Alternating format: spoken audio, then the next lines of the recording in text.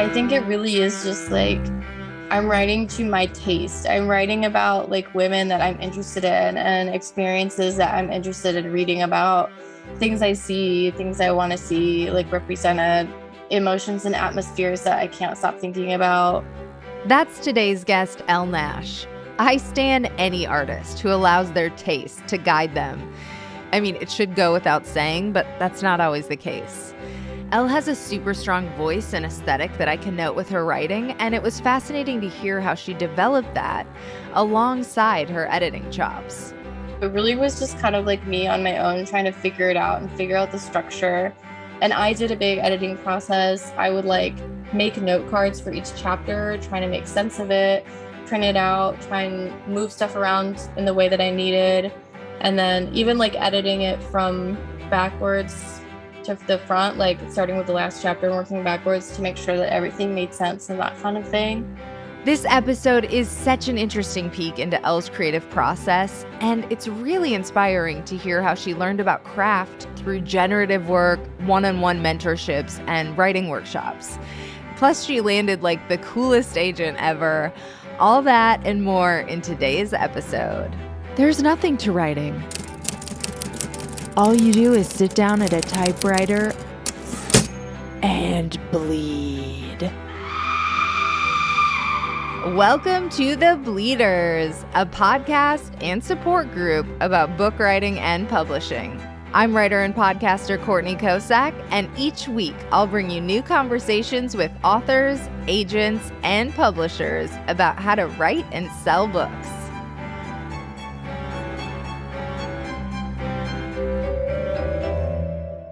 Hi, I'm Elle Nash. I'm the author of Animals Eat Each Other, Nudes, and Gag Reflex.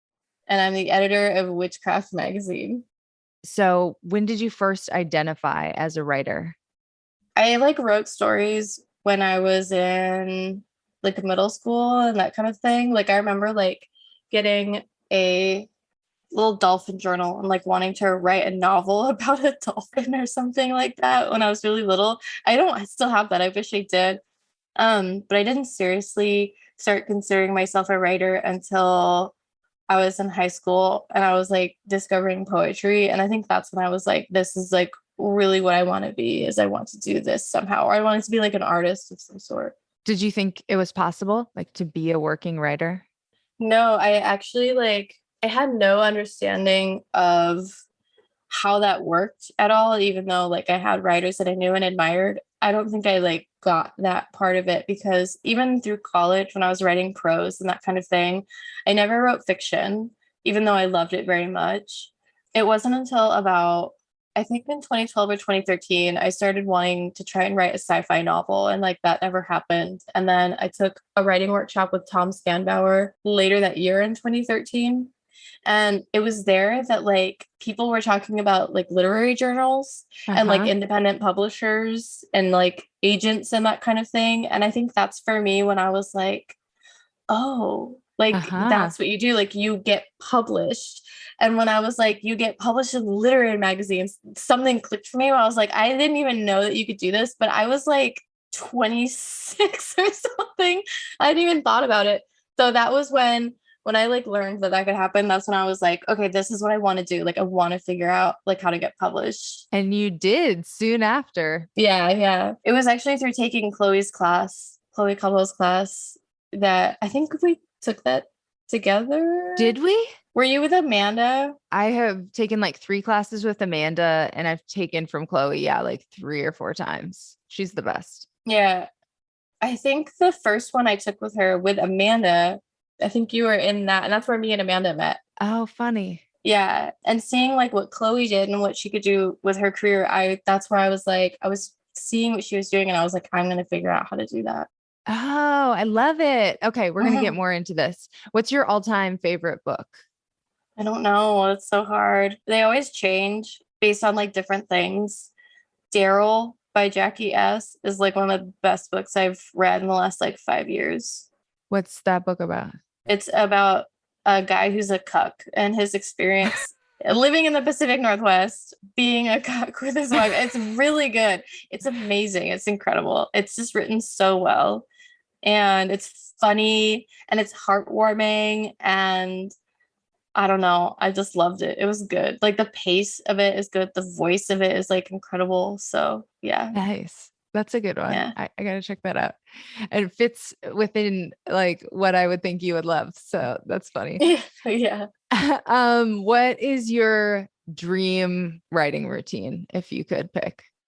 I think if I could do it, I would wake up at 4 a.m. in the morning and I would work until like 6 or 7, and then have like get my daughter ready for school and then have my work day, and kind of do it in the morning. I've always worked better in the morning.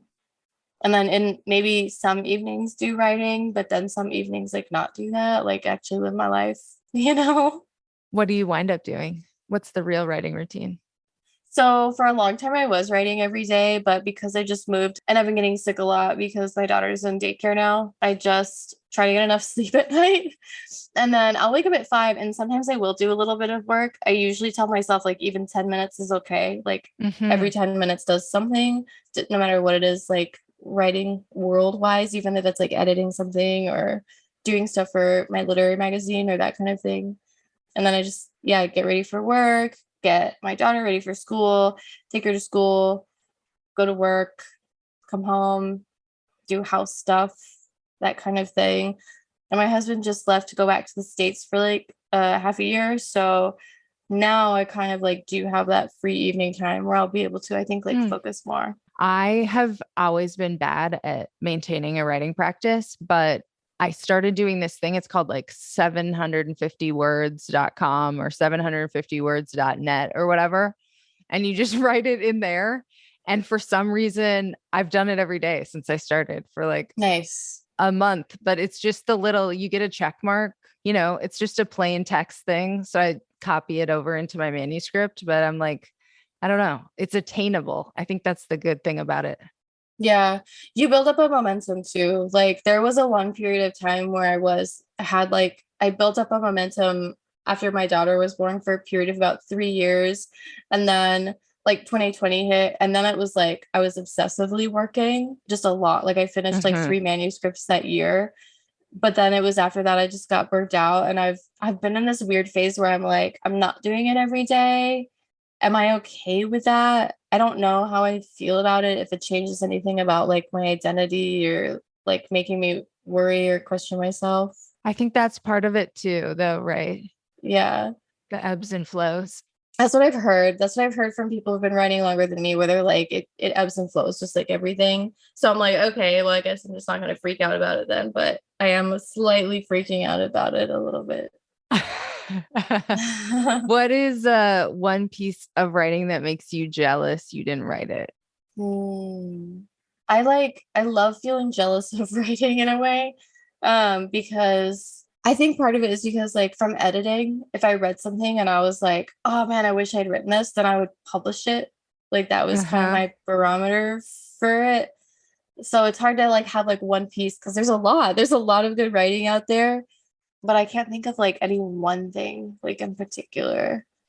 What's one thing that you have edited that you were like, damn, I gotta publish this? There is this short story that Nicola May Goldberg wrote that I published in Witchcraft.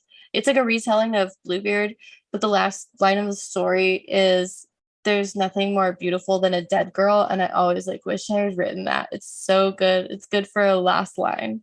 Yeah. Okay. Yeah. That's a good one.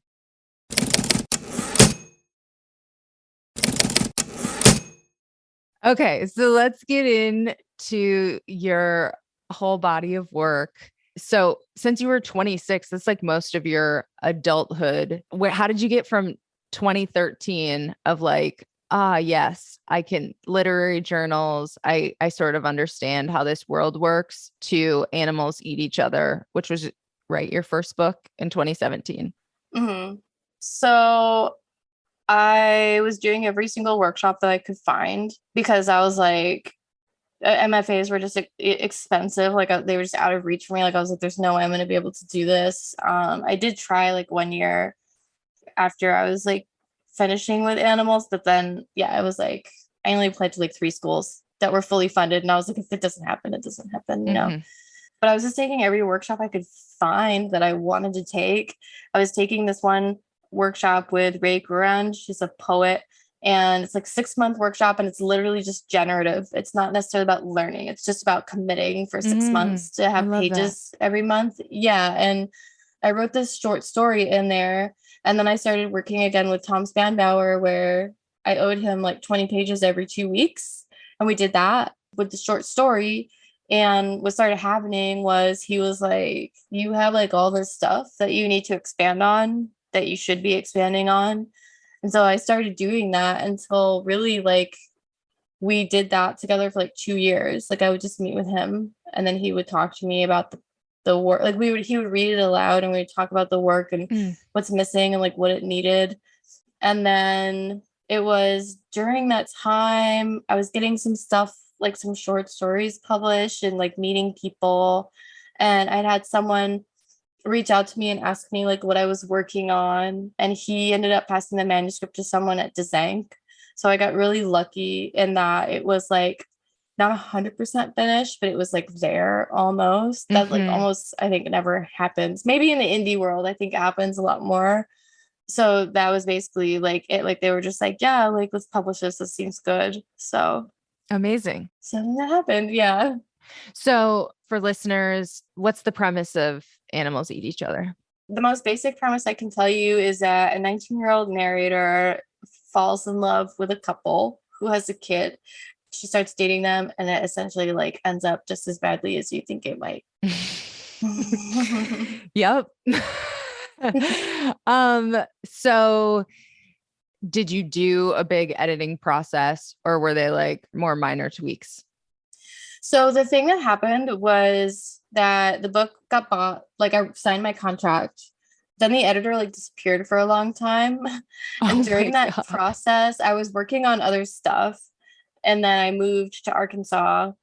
And then there was a new editor all of a sudden. I guess like the previous editor in chief just had to step down because like things were too much, like there was too much going on in his Uh-huh. life. Like he had other personal stuff going on. He was stepping down. So a new editor chief came in and she's really great, but like she also wasn't the acquiring editor and she didn't have a lot to say about editing the book, just kind of like minor things here and there. And there was stuff that I knew that I needed to do to complete it. So it really Hmm. was just kind of like me on my own trying to figure it out and figure out the structure. And I did a big editing process. I would like make note cards for each chapter, trying to make sense of it, print it out, try and move stuff around in the way that I needed. And then even like editing it from backwards to the front, like starting with the last chapter and working backwards to make sure that everything made sense and that kind of thing. And I was just kind of doing that all on my own. And then the editor in chief did like a basic like copy edit. Uh-huh. And so that really was that process. So it was not that intensive, like as far as that goes. It's kind of nice to get that much freedom though. And like you're an editor, right? Don't you do that Yeah. for, professionally? And so when you're approaching a rewrite or an edit, what are you doing to like diagnose what's wrong? And do you have any like tips for going in and doing like when you need to do a big overhaul? Yeah. Editing your own work is so difficult because you're already inside of it. I even think like psychologically, like there's a thing where the story's already in your head. So you're going to be more likely to miss things that aren't complete in the story because your brain already has a full picture of it. It's not going to like sometimes miss like the pockets. But it's really, I don't want to say easy, but to edit for style, what you can do is like you have to be really hard on yourself about sound. Like if you read something that you're writing and like there's just something in your head that's like, I am not quite satisfied with it, then like you can't let go of it. Like you have to have the discipline to keep working on it and like not let go of it. And that's the part that can become really difficult because that can be really time consuming in a way. Hmm. So I think that's one way I go into it is just like it's a feel. Like if it doesn't, like if you are reading your own stuff, if you feel bored with something that you're reading that's yours, like when you're going through something like with a novel, it's going to be boring to someone else. So it's really just about trying to be really sensitive to like how you feel about the thing, like when you're writing it. What about for structure? Like when you're like, oh, there's something about this structure or format that's like not working. Is there anything special you do in that case? So I've like gone through writing novels a couple of different ways, but for animals, because I didn't know what I was doing, like I was like, I don't know how to write. I don't even know like basic elements of fiction when I was writing, like in the traditional sense. Like I was like, what is a plot? Like, or like, you know Right. what I mean? Like those kinds of Yeah. things. Like, what is the three act structure? I don't know what that stuff is. I was never taught that kind of stuff. But I think just in terms of like having the scenes like make logical sense, one thing I did was I did just like write out scenes and chapters on note cards. And that kind of helped me organize it in my mind. So that way I Uh-huh. could like look at it, just the basic scenes, right? And see that that made sense. And I've also done that with the novel that comes out next year, where not with note cards, but I had like this little sheet of like tracking each scene, what happens in it, if anything changes, like if there's emotional resonance in it and that kind of thing. Yeah, it's kind of like when I maybe have more experience writing screenplays, but like when you distill it back to an outline version, if you've written a draft and some things have changed, and then you go back and you like make an outline of that, a lot of times you can use that to, this scene is not active, or like you can tell when you distill it down what's wrong in a way. Yeah.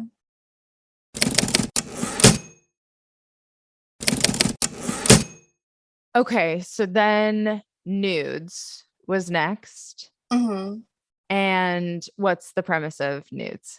Yeah, it's just short stories that I wrote that I've been writing since like 2014. But a lot of like, I mean, just I think it's yeah, from 2014 to 2020 when the book came out. It's just like a collection of like the stuff that I liked the most that I think fit together like really well. When did it sort of like become cohesive as a book idea? I had like wanted to put together some kind of collection since like animals had come out, but like I'd gotten an agent and my agent was like, short story collections don't sell. And so in my head, I was like, well, like, okay, then, like, Hmm. but I like short stories. So I want to figure out what I can do.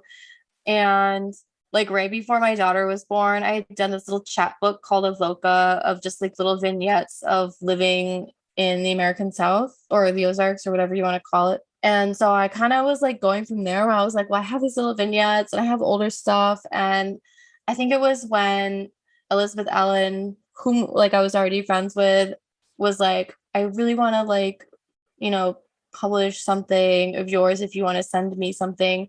And so I was like, okay, then I want to do a collection. Like this is what I Hmm. want to do and I want to put together something. And it was then that I think I started working more seriously on having like, I mean, I don't know. I was just kind of like writing stories at the time. Like my baby was born and then I was like obsessive about writing stuff. So I was like trying to work on the stories.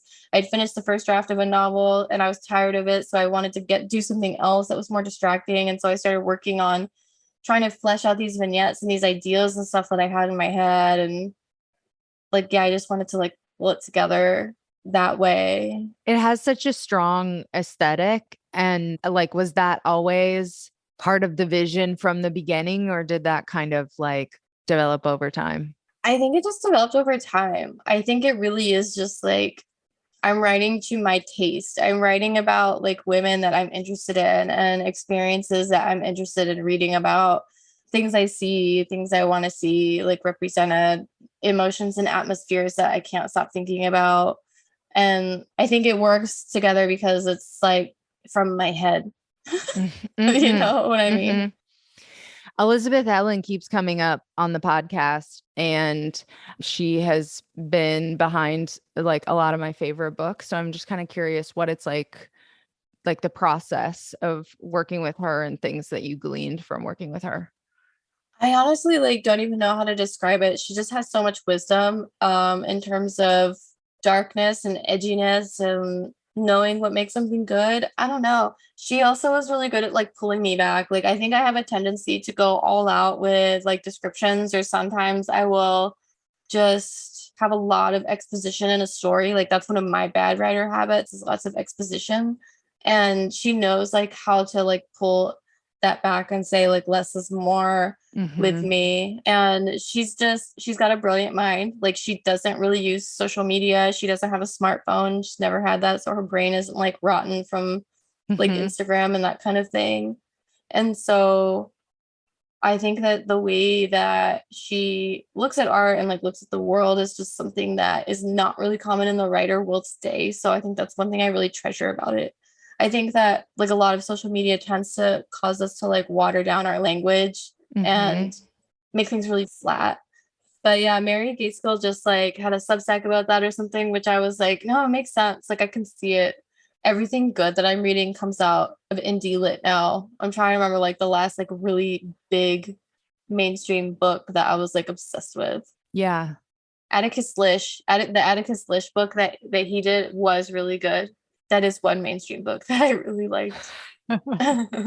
So you work just in general, like there are a lot of interesting kind of formats that you play with or perspectives or things like that. How do you find that stuff and kind of decide when to use it and when to stick with more of a standard structure? Oh, like different story formats and that kind of thing. Yeah, or like in gag reflux, like live journal stuff and like putting your calorie counts or just having it be a different POV or something like that. Like, how do you decide when to employ those techniques? I think the biggest deciding factor for me in how anything is structured comes down to how close you are to the person's like psychic experience. So, like, I think about that term a lot, psychic distance, and it's like, how far away are you from this character? I sometimes find it really hard to enjoy third person because in a lot of third person stories, I tend to just feel too distant from the narrator or the character that like I'm reading about. And like I want to like feel close to them. I want to like forget that like I'm a person. I want to be experiencing this character as close as I can. So I think like that's a big thing I think about is when I'm structuring something is like how can I make sure that we are as close as possible to that experience and that there isn't distance, that we're not putting like obstacles between like reader and like atmosphere or reader and like experience.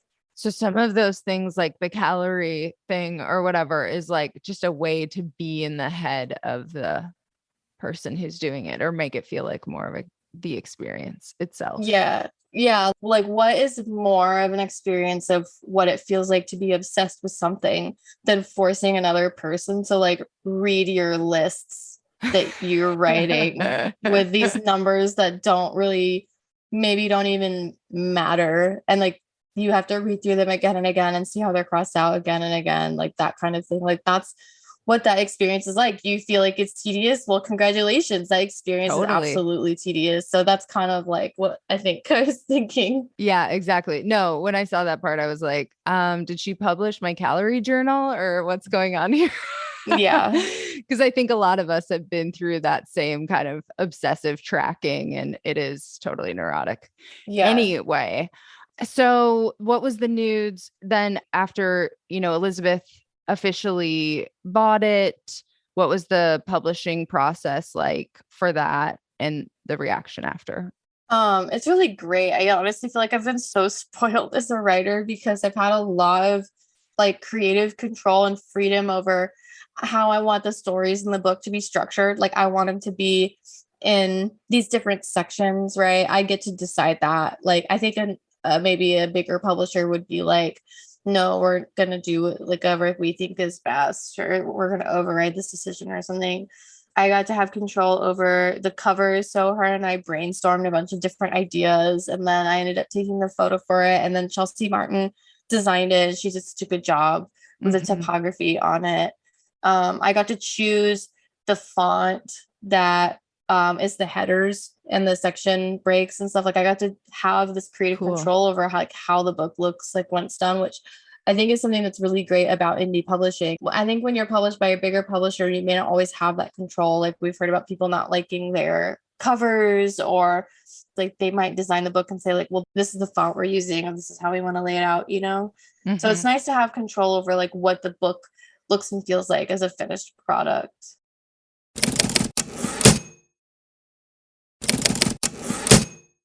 Okay, so you mentioned you got an agent somewhere along the line. How did that come about? So Animals Eat Each Other got a starred review in Publishers Weekly. And that's, I guess, something that's like they don't really hand out a lot of those per year. And so when it got that kind of attention, I had like three different agents just reach out to me like within the next few days, just Nice. saying like, what are you working on? Are you looking for representation? Like that kind of thing. And I didn't have anything that was like even close to like halfway done at that point. So like my one of my biggest pieces of advice, I guess, like when someone's writing a novel is that like continue writing the next one, because if you hit that point where the book gets published and then you have that agent like reach out to you, like you kind of probably want to have something ready to go so that way you can always keep moving forward. But I did talk with Kent Wolf, who is now my agent. He's at Neon Literary. And Oh like, yeah. yeah, I showed him He's like the what I, shit. His list is so good. I love that. yeah. And I showed him like what I was working on and told him my ideas. And he really loved it. And I told him like what my next manuscript, like what I was planning on doing with it and that kind of thing. And he loved that. So he did decide to work with me, which I'm really grateful for on that Nice. front. So yeah. Nice. Yeah. Okay, so which brings us to gag reflex. Were Mhm. you represented going into this book? No, because I really only planned for this to be like, I just wanted to be like a little indie thing. Like, I kind of wasn't even thinking about it. I feel like my agent must be so frustrated with me because nudes is also not represented. Like, so I put out two books with him as my agent, and those two are not like, he hasn't represented. They're just been like little indie things. But the next book is one that he helped with, which is good. That one comes out next year. But, yeah, I just thought I just was like, I just want to put out something fun. Like, when people put out chapbooks and stuff, that was just kind of how I envisioned it. And so I even just approached Clash and I was like, I have this idea of making it a live journal. Like I knew I would be able to work with them to be like, who can you work with to literally make this layout look like a live journal, Uh-huh. And they really love the idea. Like they also put out Daryl. Like they do such a good job of taking a chance on like experimental work. I mean, I don't think there's any way in hell like Kent would have been able to shop this to like Grove Atlantic or something like Right. that. You know what I mean? So it was just like a one-off thing. Like I was like, I just want this in the universe and I want it to be fun. So Yeah, it's really yeah. an interesting concept. So, when did that idea kind of form, and how long did the writing process of it take, and how much were you like repurposing that you already had or whatever happened? I'd always wanted to write something about eating disorders, but I didn't know how to tackle it.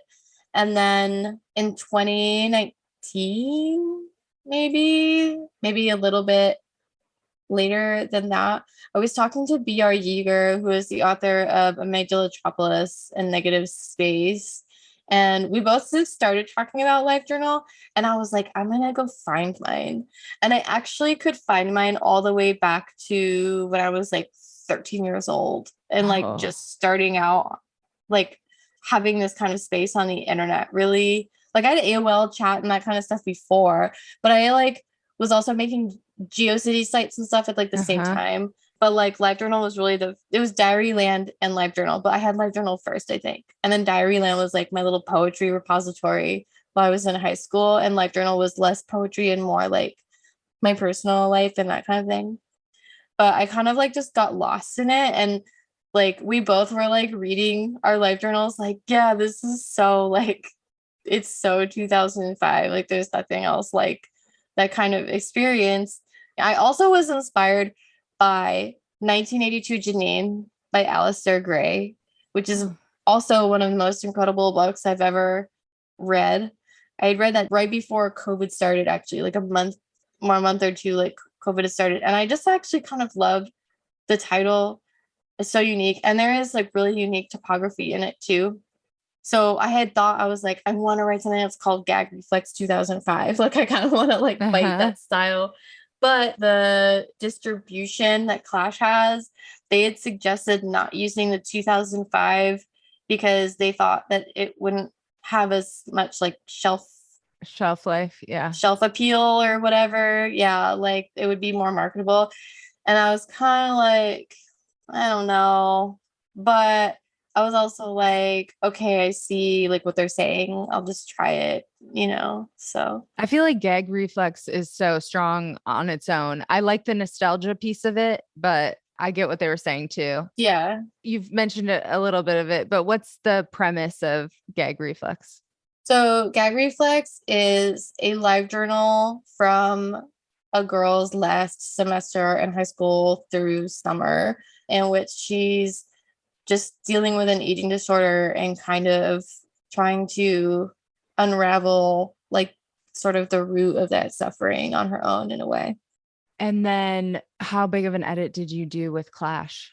I'm trying to think. It wasn't like too intense, but Christoph had really good things to say in terms of like if he felt something was missing or in terms of like the pacing and that kind of thing. Like there wasn't a ton of editing that he did on voice because I did like a pretty thorough comb of that like several times through.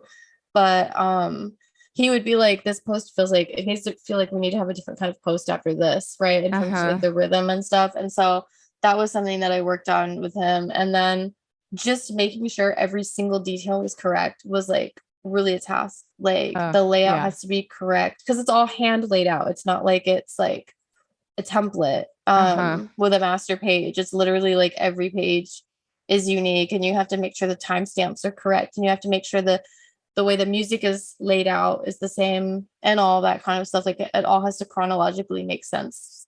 So that was a process. Yeah, yeah. And then you mentioned that you have upcoming another book, but is it Deliver Me? Is that the one? I saw that on your website. Yeah, that comes out next October. What's that one about? Um, so I'm like trying to think of a way to succinctly talk about it. You haven't had to start pitching it yet. Well, I just don't want to like give away the story too Oh, much yeah, because yeah. Whatever you can it's say. it's a little bit of a thriller. It's like kind of like thriller slash body horror. So this girl is basically an ex-evangelical. Like she grew up in the United Oh. Pentecostal Church and she works at a chicken factory and she wants really badly to have a baby, but she can't get pregnant. And during this time, her former best friend moves back to town, whom she was also kind of in love with. And so it's kind of about her being with her boyfriend and trying to like hold on to him and then also like contending with her obsession with her best friend Mhm. who is pregnant and then she ends up faking her pregnancy as well. So it's kind of just about the pull between like those characters in that experience. Interesting. Yeah. When did you get the idea? I love that you have like a certain working class sensibility that doesn't always get repped as a girl from a small town in Minnesota. Hmm. So where did you get the idea for that? And like, are you done? Where are you at in the process? So in 2015, there was a really horrific crime in the city I was living in. That's like a really fringe crime. And I was like, I cannot stop thinking about this story. Hmm. Like I was just obsessed with it. And like kind of just like being inspired by living in the Ozarks in a way. There's something really special about Arkansas. Like I really did love living there. I would never live in Little Rock, but like Northwest Arkansas is like perfect. It's like a little gem of a place. The people are wonderful. The weather is like beautiful, that kind of thing. There's never really any bad tornadoes. It's like it's just on the outside of Hmm. Tornado Alley. And I just love living there like so much. So I think that was really where both of those things kind of like coalesced. And it was like right after having my baby, I was like trying to write this. I was actually trying to write a story about this girl and like dealing with eating disorders. And I was like, I can't do this. I was trying to rewrite it several times. I remember sending it to Elizabeth, and then she was like, I think you've overwritten this. It doesn't feel as dark and intellectual as like you normally do. And I was gutted. But I was like in the fog of like having a newborn and stuff. So I was like, fuck it. Like, I'm just going to write my basic bitch plotted novel. And I read a book about like how to make a plot, like how to like do something in a traditional way. Right. Right. So then, yeah, right. So like all those years later, Elle learns what the fuck a plot is and like the 3 act structure and like tries to write a book. So that was like kind of the outcome like of that process. It doesn't sound like a basic bitch book. When I finally finished it, I was like, no, this is actually it is becoming more of like what I feel like is me, you know? And it isn't done yet. I'm just doing final edits right now. So Ooh, soon. Yeah. sounds cool. So you mentioned like the fog of motherhood.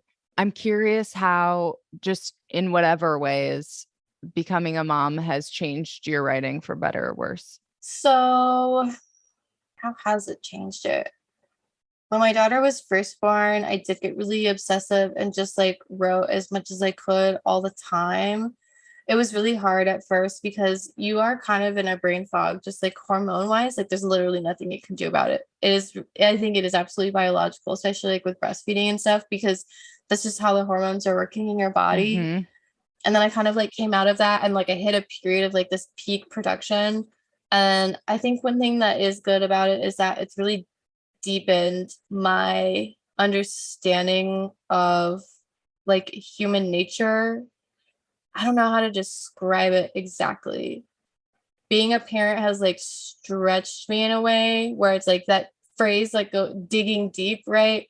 Mm-hmm. Where it's like when you know you have to do something, even though you don't always want to. I've just gotten a lot better at that side of it. And so, like, when it comes to like doing difficult things, I guess, you know, writing is no longer like the difficult thing. You know what I mean? Yeah. I also learned like you can't just like write when the inspiration strikes you. Like you have to be able to, when you only have like 10 minutes, you have to be able to sit down and just like force yourself, even when it's bad. Those are good lessons.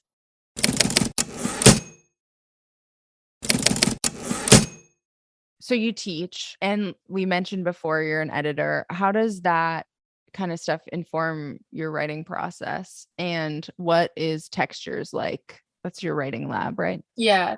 So it's on hold right now just because like I have to work at a normie job while I'm living in Glasgow currently. So that way I just can get stable. And so like Mm-hmm. my husband can get his spouse visa and that kind of thing. But editing and teaching has like taught me about writing without making me realize I was teaching myself about writing. It's just made me more observant as a writer. And I've gotten like a lot better and faster at editing in general because of it. And I think it really is one of my favorite things. I love running workshops. I love working one on one with someone where like we're trying to talk out the reason why a sentence isn't working and then like talking it through and then seeing like their eyes light up or whatever, like make the Huh. connection. I think that's like such a good feeling. I really love that about just working stuff out in general. Cause I think sometimes like you get the best stuff when you're just trying to talk out what something means. You know what I Uh-huh. mean? Like when you're trying to tell something like what it's like, what does this metaphor mean? And you're like talking out, you're actually like, oh, that is actually what I just said is actually 100% better way to say it than this dumbass metaphor that doesn't work. Yeah. You know, like I love that about workshopping. And so when Textures runs, it's a 3-month program and you get new lessons every week. And then we like edit a certain amount of pages every month. And then we'll do like one-on-one, I'll do like one-on-one mentorships via video or whatever, where it's like, this is where the pages are, like, tell me what you're struggling with. What kind of obstacles can like we help you overcome? It's like that kind of thing. So I love that. Well, I've gotten so much out of just any of the workshops that I've done, in the yeah. literary space. And it sounds like you did too. And it's cool that you're like helping the next generation. Yeah. Yeah, yeah. It's good. I love it. Okay, so our wrap up questions. I guess, do you have any bucket list goals Like overall in life, for your writing? I want to publish a story about a juggalette in the Paris Review. That's my bucket list. I want to get ICP in a highbrow culture. That's what I want. I love it. Yeah. What's one piece of writing advice you wish you could give your former self? Maybe like less is more, or like use less metaphors, honestly. I would say that. Yeah. Stop being like so purple. Yeah. Interesting. Yeah. One tip for writers trying to get a book published. I would say don't spray and pray when it comes to doing queries, but also the number one predictor of success in publication is perseverance. It's not talent. Good tip. What's your all-time favorite piece of your own writing? One of my favorite stories is Cat World. I just love that world and the time and that story so much. I was really proud of that story. It took like 5 different iterations and like 3 years before I was like happy with that story. Nice. And people liked it, so that made it even better. So I was like, cool. Yeah. Awesome. Well, thank you so much. And how can listeners connect with you on the internet? So I'm on Twitter at Satirotica. I'm on Instagram at Satirotica. And my website is ellenash.net. And right now it's 2005 on my website. And I also have a MySpace page on it if you can find it. That's how you can connect with me. Thank you so much, Elle. Oh, that conversation was a blast and I learned a ton. Thank you for joining me for this episode of The Bleeders. Oh, writing is so much better with friends. I'm your host, Courtney Kosak, and hey, let's connect on social media. I am at Courtney Kosak. Last name is Kosak on Twitter and Instagram. And make sure you're signed up for the Bleeders Companion Substack for all kinds of newsletter exclusives. There's so much good stuff that I send out to my free list, and I actually just launched a paid subscription with some extra goodies where I take you behind the scenes of all my best bylines. I published a post about my return to stand-up comedy and how I got ready to crush my showcase. I wrote about MFAs and whether or not I think it is worth it. I also did one of my favorite workshops I've ever taught. It's a manifestation workshop that I did for the new year, but it's really good any time of the year. So there's so much good stuff for free subscribers and even more for paid subscribers. And there is a link in the description for that. And join me again next time for another all new episode. In the meantime, happy bleeding.